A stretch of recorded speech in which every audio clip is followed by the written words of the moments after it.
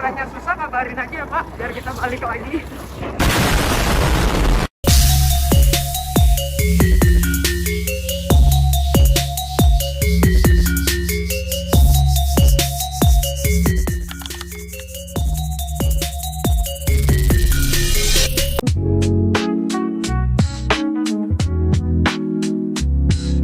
Hai halo, di episode sebelumnya kita udah berangkat dari Jakarta menuju Jogja dengan kereta api Senja Utama Yogyakarta. Yang belum nonton bisa nonton dulu ya biar gak ketinggalan. Hari ini kita mau lanjutin perjalanan dari Jogja menuju Nepal Van Java di Magelang. Jadi yuk kita mulai aja.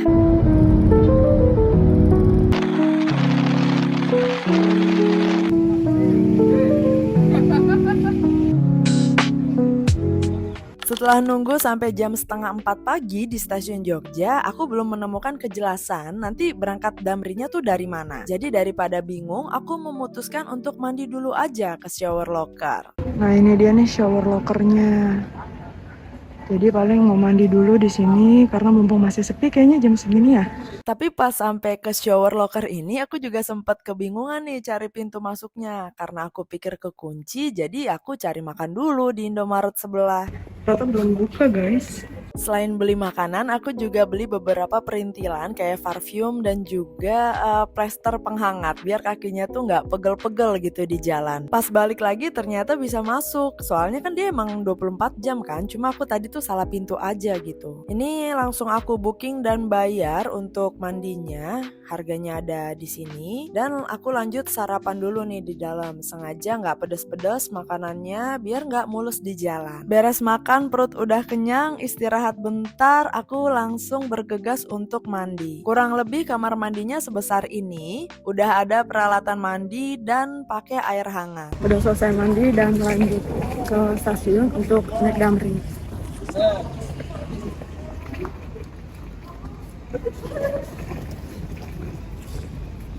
Bukan gitu, Jam 5, aku balik lagi ke stand Damri yang di stasiun Jogja. Intinya tiket aku itu ternyata naiknya dari titik 0 km dengan harga 20.000. Sedangkan kalau naik dari stasiun Jogja ini nggak lewat terminal Borobudur katanya. Dan harganya pun beda, dia ada di harga 80.000. Jadi aku langsung aja naik ojek ke titik 0 km.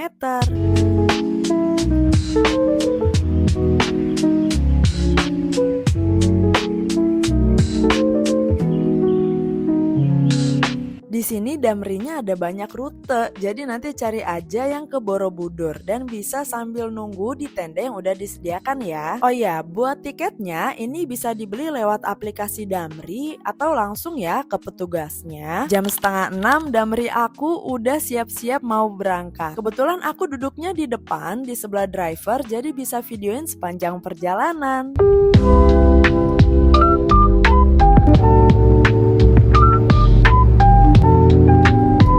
20.000 sih menurut aku worth it ya, soalnya busnya ini nyaman, bersih, skill drivernya nyetir juga enak sih, nggak bikin mual, padahal kan jalannya berkelok-kelok gini gitu.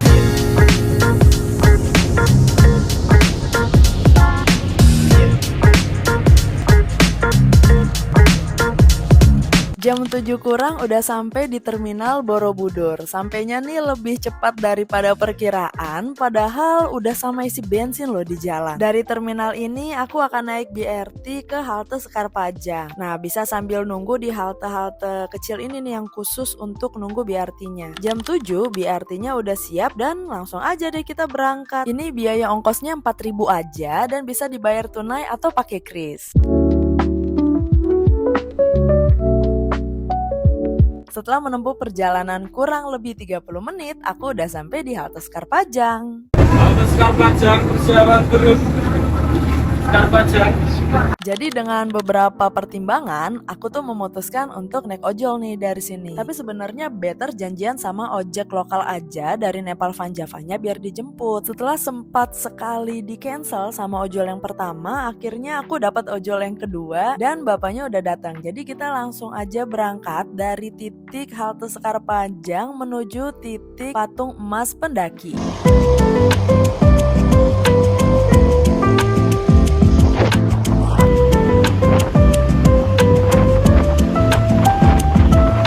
Jadi tuh sebenarnya perjalanan ini udah aku siapin cukup lama. Ada gitu beberapa bulan untuk cari rute. Banyak yang bilang lewat Kaliangkrik aja, terus nanti lanjut ojek lokal dari sana. Tapi karena aku tuh kan paling banyak pelajarin rutenya itu dari YouTube ya. Sedangkan pada saat itu aku nggak nemu tuh, nggak kegambar sama sekali pasar Kaliangkrik itu kayak gimana dan ojeknya ada di mana, jam berapa adanya dan sebagainya lah. Makanya aku coba nekat untuk order ojol ini nih dengan harga 42.500.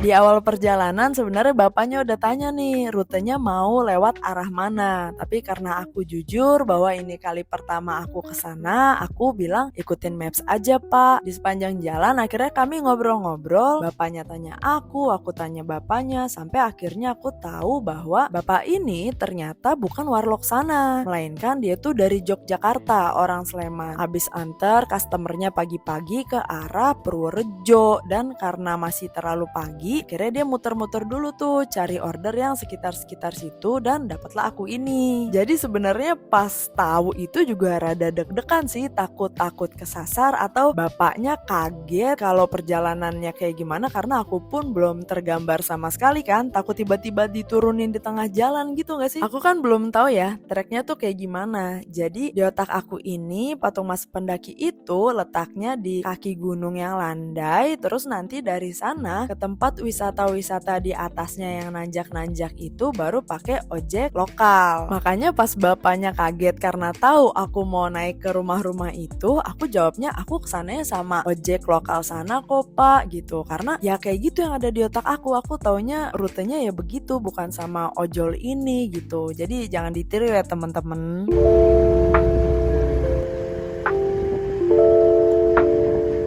Makanya nih aku coba sharing sama teman-teman gimana perjalanannya. Biar kalau teman-teman yang mau ke Nepal Van Java tuh ada gambaran kira-kira treknya kayak gimana, perjalanannya kayak gimana, dan mungkin estimasi waktu dan cuacanya itu seperti apa. Tapi emang kebayar sih, pemandangannya bisa dilihat sendiri tuh, bener-bener cantik banget kayak lukisan. Akhirnya setelah perjalanan yang dramatis dan ekstrim, kami bisa sampai ke patung Mas Pendaki. Di depan patung inilah letak gerbang pintu masuk Nepal Van Java yang ditandai dengan gapura bertuliskan Dusun Butuh Nepal Van Java. Segitu dulu perjalanan kita kali ini. Terima kasih banyak udah temenin aku dari subuh-subuh di Yogyakarta sampai menuju ke Nepal Van Java dengan selamat, tidak kurang suatu apapun. Dan sampai jumpa di episode selanjutnya karena kita akan eksplor wisata-wisata yang ada di Nepal Van Java.